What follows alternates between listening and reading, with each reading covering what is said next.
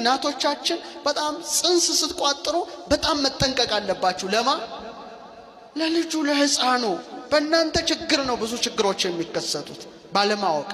ዛሬ የጸነሱ ሴቶች በቃ ቲክቶኩን ይዘው በነውን ሲሉት ጥሩ አይደለም እኮ እናንተ ሐሜት እየሰማችሁ ልጆቹንም ሐሜተኛ ልታደርጉ ነው ማለት ነው። ከማይጸኑ ነው እየሰማችሁ ነው።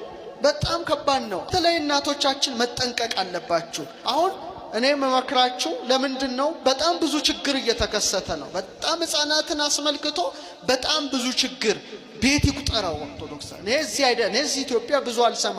ውጭ ሀገር ግን እጅግ ከባድ ሕፃናቱ ሁሉ መናገር ማይችሉ አፋቸው የተያዘ እንዴት ወላጅ እንደሚያለቅስ አይቻለሁ። በጣም ነው ማዝነው። እና ችግሩ ከወላጅም ይጀምራል ማለት ነው። መጠንቀቅ አለብን። እና አንዲት ሴት ጽንስ ተሸከመች ማለት ምን ተሸከመች ማለት ነው? ሕይወትን ተሸከመች። ስለዚህ በጣም ልትጠነቀቅ ይገባል። ምሰማውን ምታየውን መጠንቀቅ ይገባል። እናቶች አይታችሁ ታውቃላችሁ? ልጅ ሲወለድ እዚህ ጋር አልማዝ ቅርጽ እዚህ ጋር ግንባሩ ላይ እኛ ድማህ እንለዋለን በቤተ ክርስቲያን ትምህርት። ይሄ በጣም ትልቅ የከበረ ቦታ እኮ ነው። መክብበ ሕዋሳት ይባላል።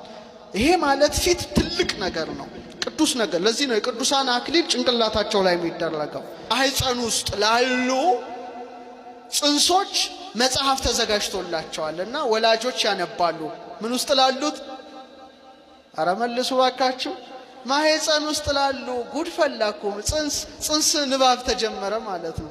ማታነቡ ሰዎች ጉዳችሁ ፈላ። ለምን ጸነስኩት እያለች ምትበሳጭ ሴት ካለች ጽንሱ ይሄን ይሰማል።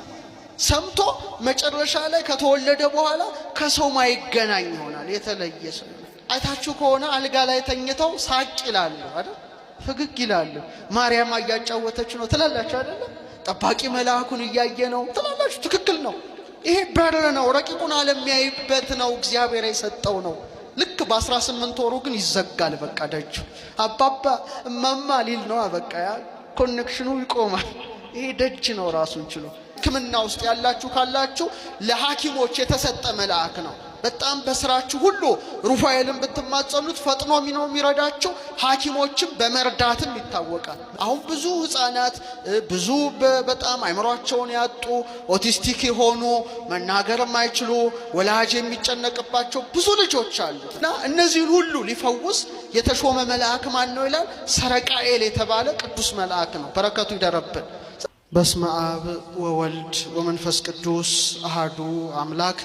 አቤቱ ጌታችን አምላካችን ንጉሳችን ሕይወታችን ብርሃናችን ጠባቂያችን የሕያው እግዚአብሔር ልጅ ኢየሱስ ክርስቶስ ሆይ ክብር ምስጋና